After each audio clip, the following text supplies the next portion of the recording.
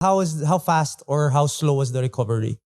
How fast? Actually, hindi fast. Slow. Slow. This time, very, Which very, is better, very slow. Sometimes yes. it's better, yeah. Yes, Na super mabagal. better. Yeah. Kasi dati, isang live ko lang, Mabilisan, 50,000 views, 30,000 views.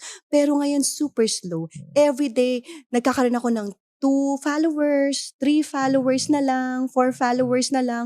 Slowly. But yung slowly na yun, yung Quality. nagiging grateful ka sa 2, sa 3 na yan.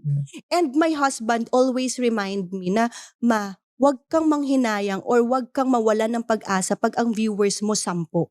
Isipin mo, nasa loob kayo ng isang office space, 10 ang kausap mo. Nakakapagod pa rin, di ba? At yung 10 na yan nakikinig sa'yo. Yung 10 na yan may bumibili dyan. Oo, may pambili pala yung 10 na yun. Kaysa mga 100 na walang... yeah. Yes, kaya parang, yun yung parang laging, okay lang to, 10 tayo, be!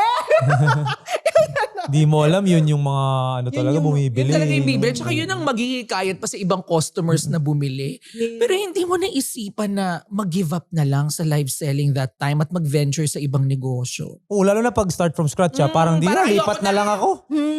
Siguro, hindi ko naisipan kasi I experienced good life. Sa totoo lang, I experienced good life. And sabi ko, Lord, kung ano man ang mangyayari sa buhay ko, kung meron kang binabago sa puso ko, mas may experience ko yung peace. Yeah. And yun yung pinangahawakan ko.